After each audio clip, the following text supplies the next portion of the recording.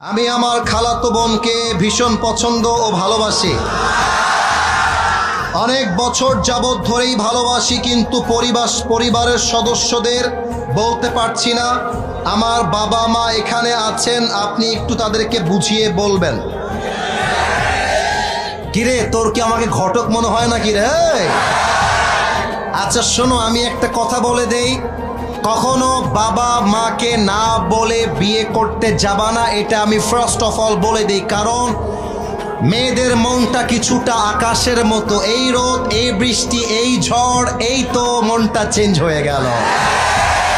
অনেক মেয়ে বলবে তোমাকে ছাড়া কাউকে বিয়ে করতে পারবো না, মানে এমন একটা ভাব তোমাকে বিয়ে না করতে পারলে মরেই যাবে। কিন্তু খেয়াল রাখবা, মেয়েরা কিন্তু বেটার অপশন খুব ভালো খুঁজতে পারে।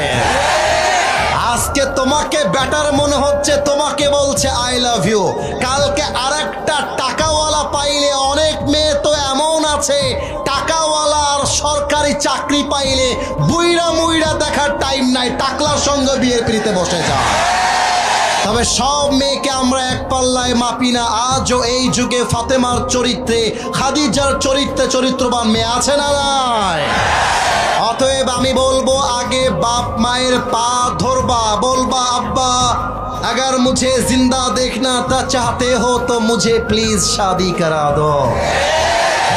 আমি তো সব যুবকদেরকে মোটিভেট করে একটা কথা ঢাকাতেও বলেছিলাম, ঢাকাতে বলার পরে আজকে আবার বলছি, এটা আমার কথা মাইন্ডে নেওয়া যাবে না, আমি বুঝে বুঝে বলছি। যদি তোমার বাবাকে হাজার বোঝাবার পরেও তোমার বাবা বুঝতে না চায়, মাকে হাজার বোঝাবার পরেও যদি তোমার মা বুঝতে না চায়, যদি দেখো দেয়ালে পিঠটা ঠেকে গেছে, বাস দেয়ালে যদি পিঠ ঠেকে যায়, যেই মেয়েকে পছন্দ তাকে নিয়ে আসবা, তুমি যাবা একজন হুজুর নিয়ে আসবা, 3 কবুল বলে বিয়ে করে ফেলবা।